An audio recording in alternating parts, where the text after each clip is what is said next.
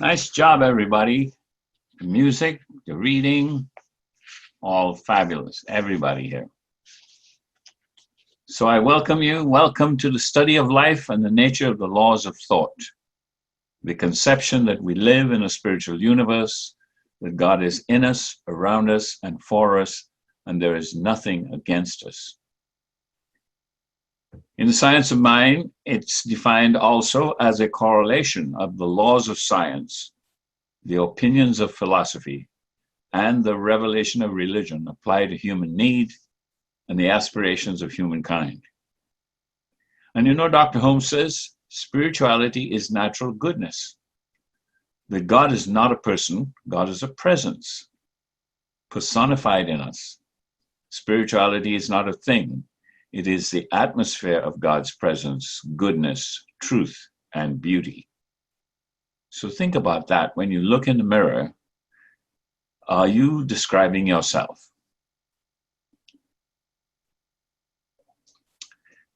Among the key elements of the vision statement of our home office, written into that are two key words that we will be using today, and that is diversity and inclusivity.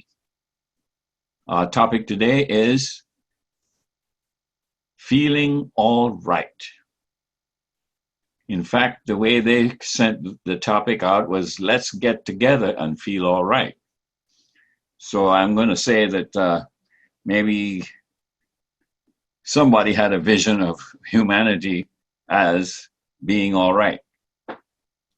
When I think of a spiritual philosophy that embraces the principles of oneness and inclusivity, and knowing that it is embraced by the science of mind, when I found that out, my spiritual practice became deeper.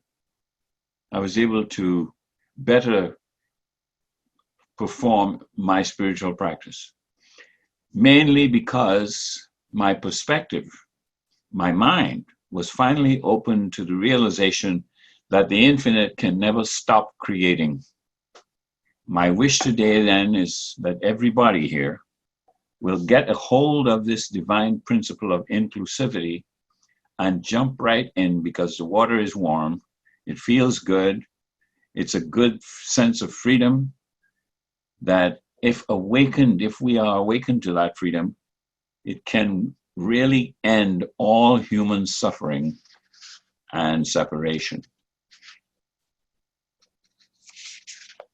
No wonder when Home Office titled this, they said, let's get together and feel all right. You know, the guy who wrote the song, Bob Marley, he must have had a vision of humanity when he wrote, let's get together. This morning, we are here, coronavirus or not, we are together on Zoom. Dr. Holmes wrote in his Science of Mind, and I quote, "But the letter without the spirit does not quicken the flesh into newness of action. It is cold, unresponsive. Feeling is at the center of the universe and reflected through man's consciousness. And that consciousness sheds its glow wherever the thought travels. Law governs its action, and God himself fulfills its promise." So he says that feeling is at the center of the universe and reflects man's consciousness. He's saying that without feeling, we are like a big block of ice. I don't know how long you could live with a big block of ice, but you know, if you spend too much time on it, you might become a block of ice yourself. You might become frozen. And to be frozen means no growth, no expansions, no awakenings, no relationships, nothing vitalizing. Feeling is at the center of the universe and reflects man's consciousness. How does that reflect my consciousness? How does that reflect your consciousness? Feelings. He said, the first step toward healing is one of honest self-analysis. Really, He says, what has been our feeling toward persons around us? That's a good question. Have we really tried to let them live as they see fit while claiming the same feelings for ourselves? Dr. Holmes says a good treatment for this would be, and here he gives a description of what a treatment might include. He says, there is no irritation, frustration, or resentment in my life. Any sense of inner agitation now is wiped away, and in this place there comes a warm sense of oneness in essence and experience with all good there is.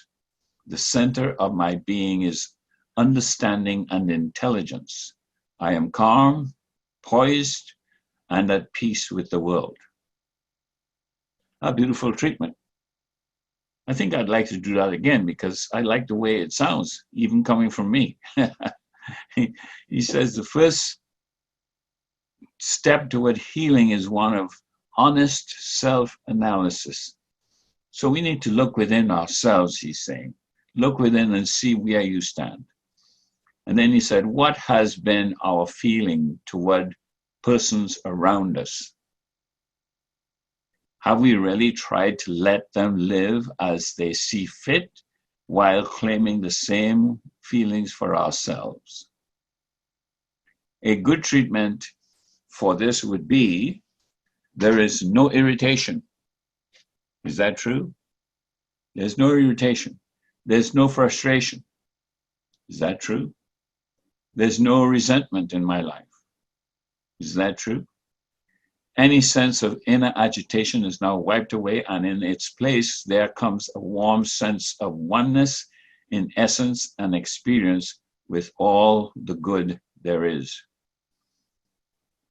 The center of my being is understanding and intelligence. I am calm, poised, and at peace with the world.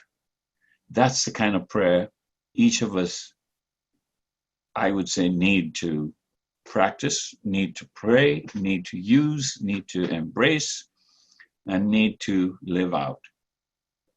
Because that's what makes our world work for everyone. What if our world leaders adopted the same declaration? Can you imagine? If our world leaders adopted a declaration like that everywhere in the world, we would have a world that works for everyone. But Holmes says, but the letter without the spirit does not quicken the flesh into newness of action. That means we could say a few words, we could do something, but if there's no spirit in it, it is just nothing. It doesn't happen. The action doesn't work. He says it is cold, unresponsive, feeling at the center of the universe and reflected through man's consciousness. Feeling is at the center. So without feeling, it's unresponsive. It has no power. So when we say something about ourselves, especially something like there is no agitation, all of that is wiped away, no frustration, no resentment in life. When we embrace that with feelings and we enter the center of our being through intelligence and understanding with a calm sense of poise and peace for the world, doing that with the spirit really enables us to become effective. Because, one of the things that we have as an objective as Science of Mind worldwide, and that is to help create a world that works for everyone. Now, all of us here who have an affiliation or some affinity to Science of Mind, I'm calling on you to embrace that concept, because we can make a difference in the world. I don't know if you're happy about the way the world is. But if you want to be happy about the way the world is, let's do that together. Let's find out ways in which we can use our minds and use our life as a way of reaching the hearts of those who feel out of sync with the rest of the world. He says the letter without the spirit does not quicken the flesh into action. That means that it doesn't drive you to act without the spirit. A spirit-driven vision, then, that is real, is what is needed to drive us forward toward a world that works for everyone. Spirit-driven. You see, there is a human tendency to seek safety and security through familiarity and comfort. And so we forget that decision that we made years ago, that we are making a promise to ourselves to create a better world for everyone. When we can be surrounded by difference and at the same time maintain an awareness of oneness and wholeness, then we are really practicing science of mind. Should I say that again? I said, when we can be surrounded by difference and at the same time maintain an awareness of oneness and wholeness, then we are practicing the science of mind. We are really practicing science of mind at that point. We must continuously ask, what sign of welcome is radiating from my heart? You ever thought about that question? What sign of welcome is radiating from my heart? When we open our hearts, what's radiating as a welcome? How are we welcoming, especially to those who feel uncared for, who feel that the world is not working for them? If we want a world that works for everyone, we need to re-examine what energy we are looking at the world with. How do we listen to reports? How do we look at descriptions, especially on TV and commentary from people who have bias? What do you do? How do you hold in your heart something that is beneficial for those people? We must continually ask ourselves, what sign of welcoming is radiating from our hearts? Is there something within you, within myself, that I have to give back to my world, that I have either neglected or forgotten? Have you thought about that? What is your purpose in the world? Why are you here? Why are you still here? Why are we still here in spite of ourselves? So if we look at the world in a way that says, without participation, I am just sounding brass and tingling cymbals. There's no energy. Here's what an 8-year-old said when he was asked, what is love? 8 years old. He said, when my grandmother got arthritis, she couldn't bend over and paint her toenails anymore. So my grandfather does it for her all the time, even when his hands got arthritis too. That's love.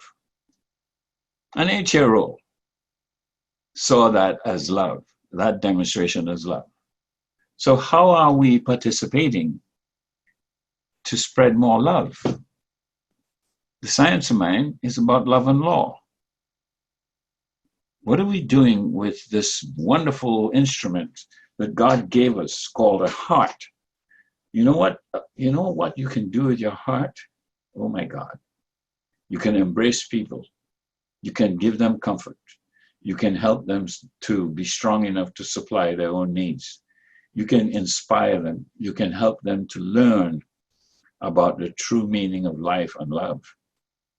And that's that thing inside of you, which is a physical instrument called the heart, the physical body.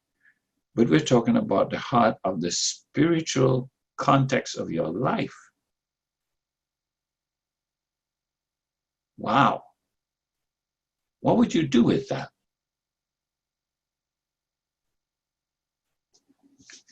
So, if feeling is at the center of the universe and reflected through man's consciousness, what is being reflected through my consciousness and your consciousness?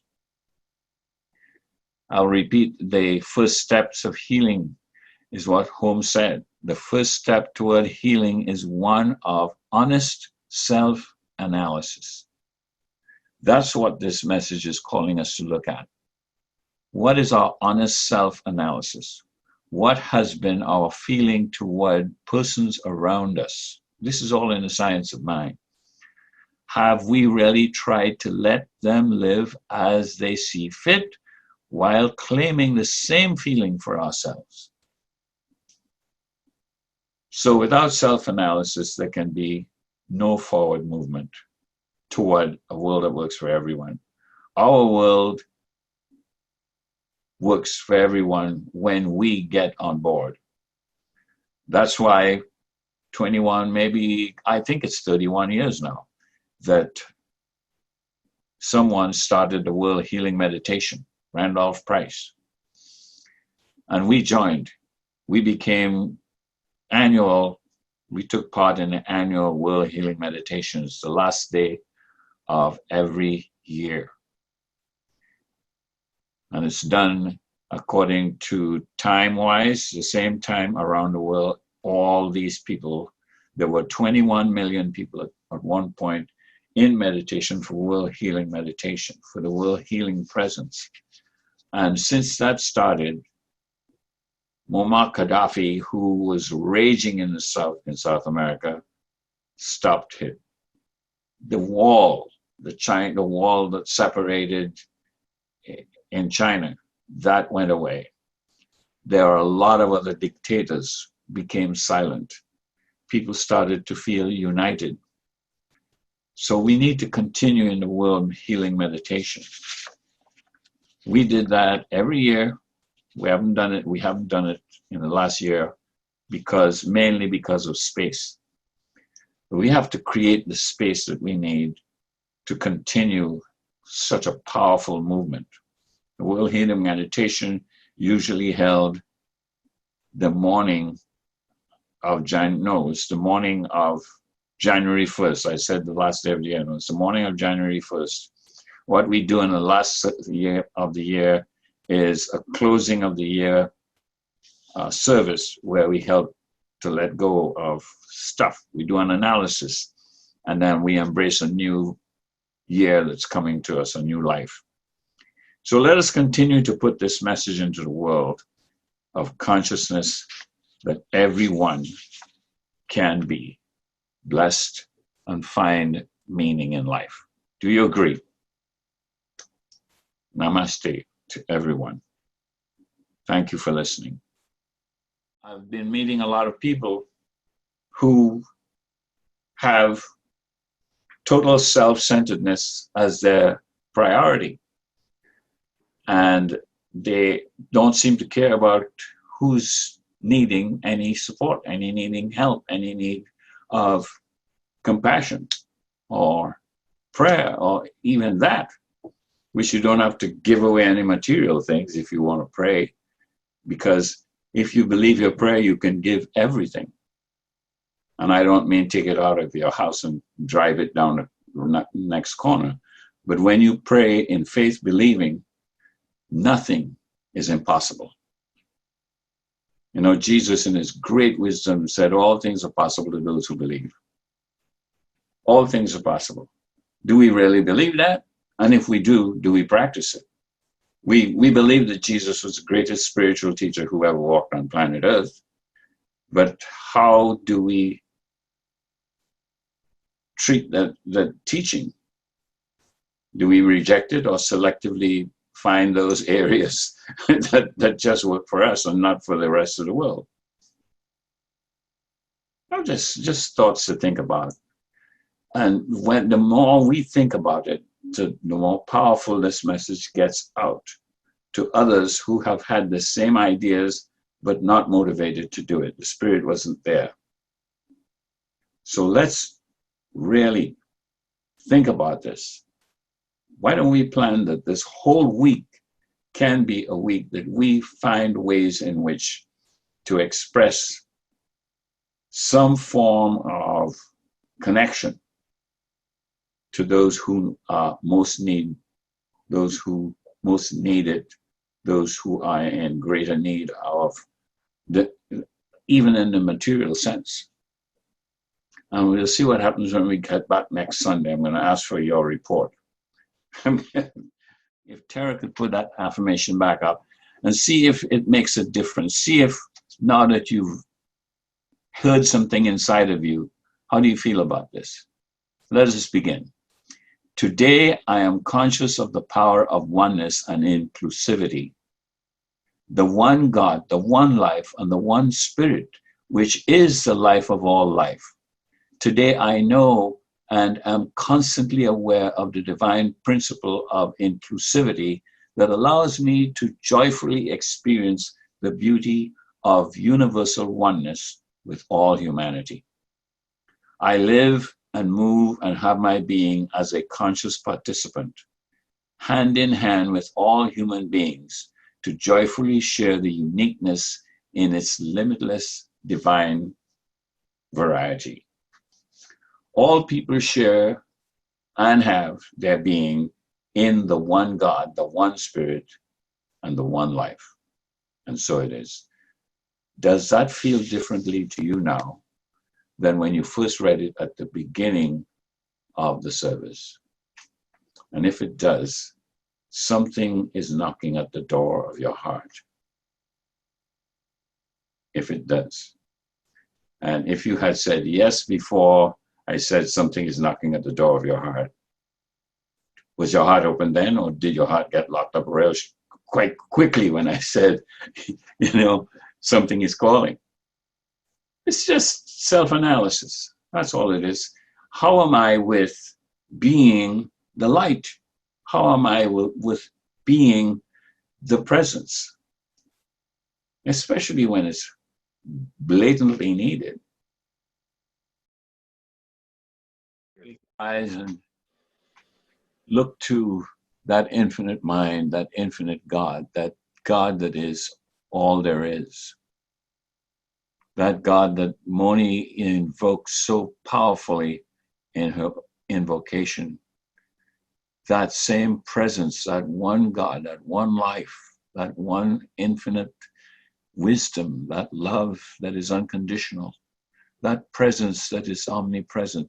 God is never absent anywhere. Regardless of economic status, God is never absent anywhere. And it is this wonderful presence of love, that infinite presence of the power to create, the creator and sustainer of this universe, that one power that we can consciously unite with, because we are made out of it and we are one of it. But when we acknowledge we are one of it, we feel that presence and that spirit entering into our lives. So we are one of the one and one with each other. And in knowing this truth, I can now declare that all our supplies are met. There is no lack, no fear, no uncertainty, no resentment, no harboring of any hurt feelings. We are cleansed by that love, not by judgment, but by love. And it is that love that allows us to hold, to keep our life on the upward spiral. I know that each of us, all our supplies are met. Everything that we need is met. Running over to the place where we can share, to the places that we can give, to the opportunities that we can find. We are guided by wisdom so that right action is taking place all the time. How and where and when we offer our services, our time, our substance, our treasure. I am so grateful for this wonderful power that we can declare and call upon to receive and be open to the guidance and the wisdom. I'm so grateful for this. I am thankful for each person here today. And I take the opportunity to bless their homes, bless their life, and to bless their thought of growth and ambition to move forward. So I release these words to a power greater than I am, that same power that knows how to make this happen, that answers every prayer, that begins to act the moment we thought about it, even before we speak it. I release it to that power. I know that all is well. And I ask you to join me as we say together, and so it is. Amen.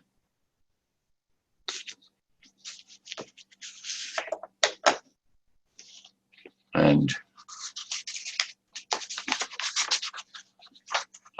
Gary, I think, has something to say about how we can contribute here, because whatever you give here is tax deductible, and also it helps us to do what we do in a better way, in a more convenient, in a more efficient way. So you're helping to grow what you believe in. So if you would take your hand and put it over your heart and say, so to bless the offering that you intend to give. Divine love through me blesses and multiplies all that I am, all that I have, and all that I give. And I thank you, God. And so it is. So when you give, there are ways that you can give. You can give by sending an offering to our mailbox, which is 1261, P.O. Box 1261, Middletown, or to use the website. Good. All right. So it's been so wonderful, so wonderful. Do we have a closing song? Thank you. We're allowed to sing now, you know. There was only a short moratorium on singing, but